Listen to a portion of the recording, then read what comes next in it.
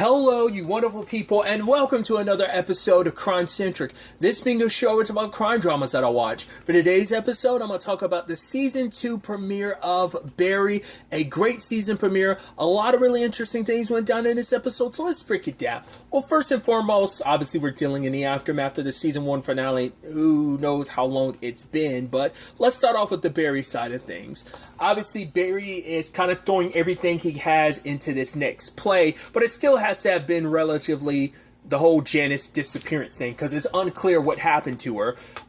Jean is still holding out hope. Oh, she's still alive out there. She's somewhere. Maybe she's hurt or starving. But the police stopped looking for her because they believe, like, right, she was investigating the Chechens, and it's like, right, so most likely, or was it, no, she believed that, it was like, no, the Bolivians went after the Chechens, and that maybe they came after Detective Moss, Janice, and believes, like, right, they took off of her car, and at the moment she ended up leaving with them, she was dead. There's been no activity on her cards or anything, so Gene is kind of a wreck. And even to the point that he was like, oh yeah, like a gun that he had gotten off the set of, God, what movie was it? He referenced something. I was like, oh, I am aware of that movie. And he was like, yeah, it was something he got from Rip Torn, which are like, R.I.P. Rip Torn.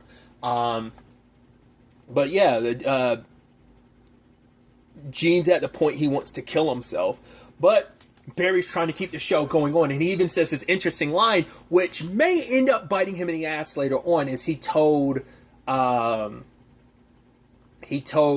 Sally that if we don't continue with the show, what's the point? Because he killed Janice as an attempt to protect everything that he's built, like all because of what Sally said. Basically, gave him an opportunity. He's like, right, I'm a good actor, so I want to focus on this. This is what I want to do, and you know, it's like, right, by killing Janice, it also almost plays into what Sally said of like, right, you need to do it again, whatever it is you did for the process. And it's like, right, this is part of the process and is helping put him in a spot that's going to make him a better actor. So that wasn't in his mind, but he's also taking all that pain from what he did, and now he's trying to use it for his art. Because, once again, it's a combination of wanting to protect all that he's kind of built up for himself and the potential future he wants for himself, but also, in the end, using that pain and hurt about killing someone like Janice, someone innocent, yet again, just like Chris, to use that fuel for his acting. He even tries to take over as a director, but no one's all about that because he's not really good at it because he's never done it before. And I love that they're putting on the performance and everything. And I love everyone's kind of solemn. And he's like, come on, guys, who died? And they all look at him. He's like, right, sorry. And he tries to like rally everyone up, but no one's about it. And he's like, right, this story is so important because of all the lessons it teaches that the newspaper must be always go out or something like that. And one of the people was like, no, Barry, I think you're mistaken on that or something like that. But Gene shows up and shuts down the show and cancels it. But then he also says, like, this is me bowing out. I'm done. And Barry's like, right, like, this acting has always been a means of him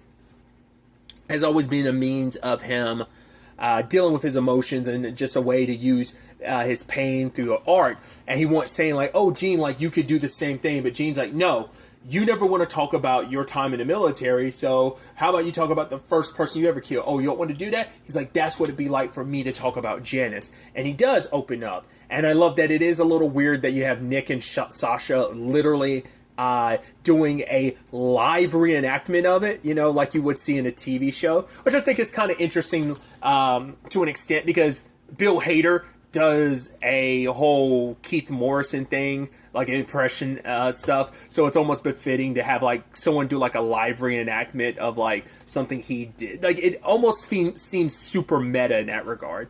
Maybe I'm overthinking it in that regard, but still. And he has to pretend like, oh yeah, when I killed that guy, like, oh, like Nick performs it like, oh my god, I broke down, I killed someone. not just one person. He killed one person, and he killed the other 2 people that went checking on him. He doesn't know if that was his target because the word didn't really come through. And it's like, oh, Barry, is that what really happened? Barry's like, yeah, because he can't admit that everyone around him celebrated it. It was like, oh my God, Barry, you did it. You're so amazing. And even he felt good about it because it's like, wow, I'm actually really good at this killing thing. That it seems like he only really, because how impressed everyone was for him. And I think maybe on some level he can never admit, he never wants to admit it to himself. Maybe it's like revisionist history where he's like, right, I've done some bad stuff and I regret it. But maybe it's like, maybe it eventually took its toll on him. Or maybe the truth is that on some level inside of him, he really enjoyed killing someone for the first time. I'm sure there's a lot of, he definitely feels bad because in retrospect, he enjoyed it. Like, the fact is like, oh my God, I'm good at something like this, killing someone, but at the same time, everyone's celebrating me too, so maybe in his brain, some, like, synapses got, like, some parts of his brain got wired the wrong way, where now he's like, oh, like, people celebrate me, and so he associates, like, the feel of his first kill, or rather, kills, and then you add in the positive reinforcements he's getting for it. So that's actually like layers upon layers of just how fucked up that is. And he knows that it is. So that's why he was like, right, everything's okay. Yeah, that's exactly what happened. So Sally's happy because she feels like that wall that Barry had kind of built up is finally coming down. And because he hasn't been able to talk to anyone about, like, right, anything. He wasn't able to talk about the Chris thing, but he was able to use that in his performance. He wasn't able to talk about the Janice thing, and now he was able to kind of apply that to some extent in this performance of pretending like, oh yeah, like revising the history to be like, yep, I was broken up about what I did. And so Gene listened to all of this, like, fine, class will continue tomorrow. So luckily Barry was able to keep Gene from shutting down the whole class. I also love that he went to, because apparently he works at the same place Sasha does, and the entire time there he was putting on like a British accent. And I love that she's like, no, if you do that, people are going to think we're both putting on a British accent. He's like, oh, you could do a different accent. She's like, no, I mean, yes, I know I could, but I'm not going to. He's like, Australian. She was like, I will never play an Australian, which I don't know if that's supposed to be an inside joke or not, because if I'm not mistaken, and I could easily be mistaken, wasn't her character Australian in The Good Place? If I'm not mistaken. I mean, I know, like, what was it, season 3 mainly takes place in Australia, but I want to say she played in Australia. Maybe that's kind of like a wink and nod to Dad, or what, I don't know. But I love when Hank showed up, the wig and everything. He's like, it's me, Barry. It's Hank. He's like, I know. I'm wearing a wig. Yes, I know it's a fucking wig. What are you doing here? Well, everything with Christopher is actually really good. And I love that Hank is like really enjoying their dynamic. It's like, oh man, everyone's getting along. He's like, I know you guys back at home in Chechnya are not too happy about it. But the fact of the matter is, Christopher is actually a really good dude. And the fact of the matter is, we've grown. They're doing like the volleyball thing. And he's known as Bullet because of his serves and stuff like that. It's just so weird to see these crime organizations. It was almost like applicable to like how you expect like a Google workspace to be a little bit. You see that applicable to these two crime organization and families working together. I love the juxtaposition about it. Just kind of like, they bring stuff in and we are really good at repackaging it. So I love the whole thing. But the problem is, back home, word gets back of like, you're actually working with the people who killed Goran, so yeah, and I wonder, was that Goran's thing, or was that just like a Chechen thing anyway, like sending a bullet through the mail, because Hank ended up getting one. But Hank, it's like, no, they didn't kill Goran. They're like, okay, so if he didn't kill Goran, who did?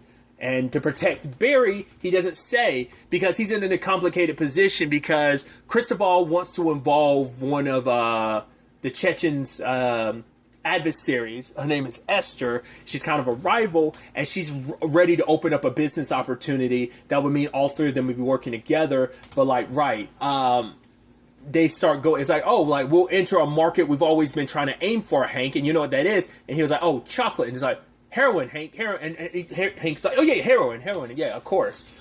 And like her whole thing, he's like, oh, like I get it. You're gonna pull out the knife and go between your fingers. It's like, no, she stabs herself in the hand. Christopher starts laughing. Esther starts laughing, and Hank is like, haha, we're laughing. And yes, even though there's still this knife in this lady's hand, but Christopher loves the opportunities that working with Esther can bring, but Hank isn't too sold on it. So he decides, like, right, two birds, one stone. Blame Esther for Goran's death while also protecting Barry. So I guess it's more like three birds, one stone.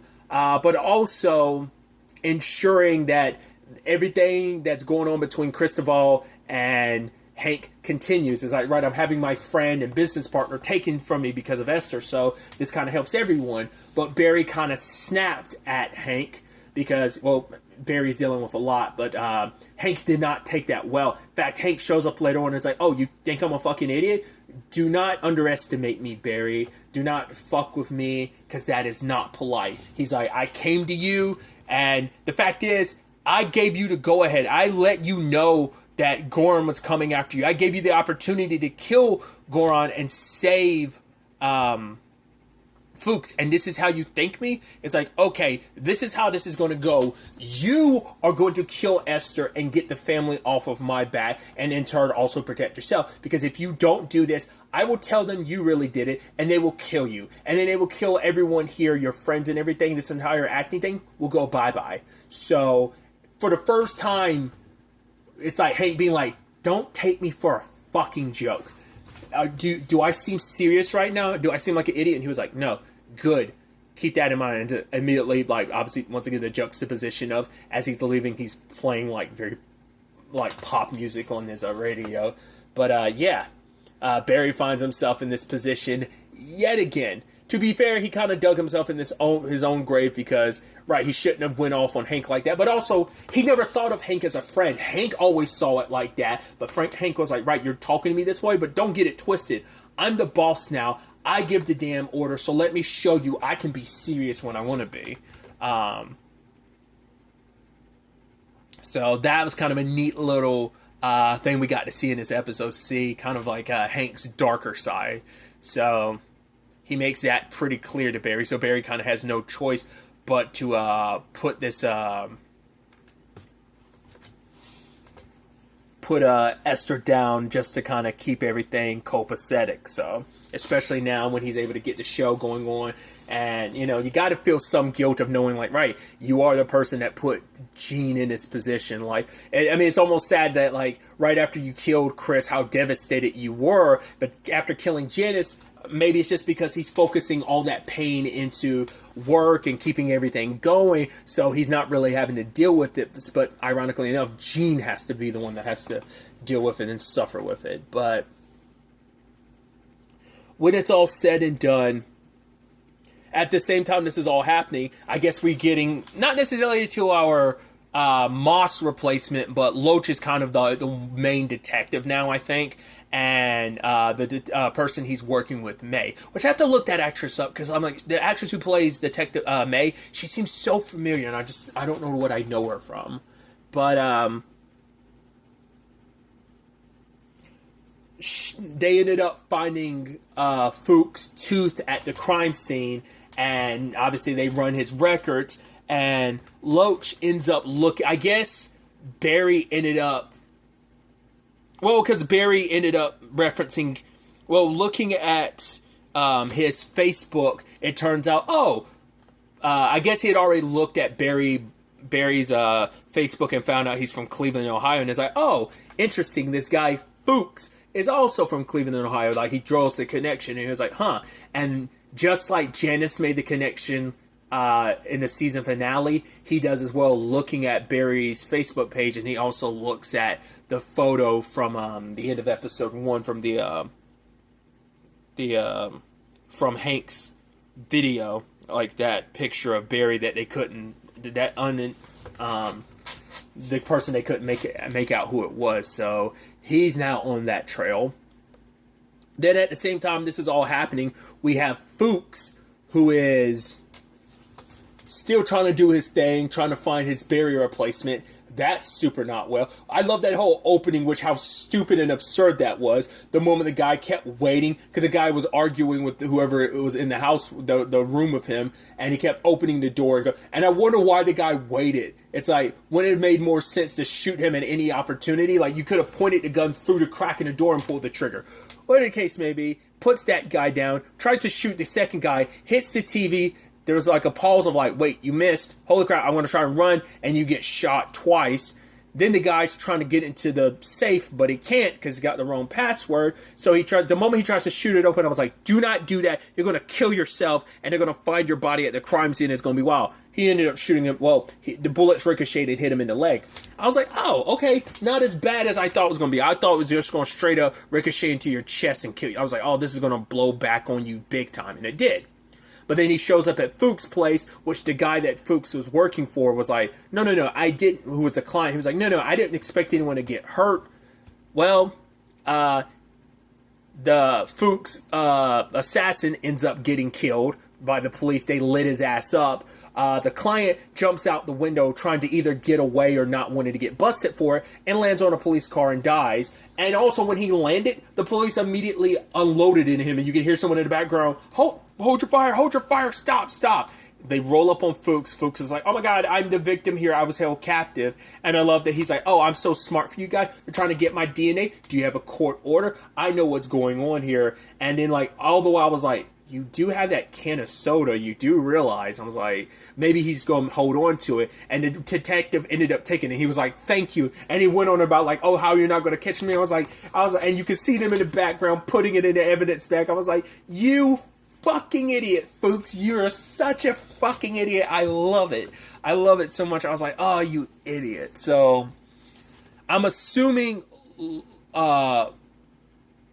Loach is going to go after Fuchs and then try and connect Fuchs to Barry, because he's probably going to be like, okay, so Barry's the one that probably potentially had something to do with the Chechen deaths, Gorin and all that, and then adding on like, right, he might be the one actually responsible for Janice because he was there when Janice disappeared, so there's too many connections, so Loach is probably really going to deep dive into that next episode potentially, so I'm excited to see where all this ends up taking us going forward into this next episode, but also where the rest of the season ultimately ends up taking us. But really, that's all I'm going to talk about. Till the next time we meet, be happy, be safe, live life to the fullest, and enjoy it. Good day, and goodbye.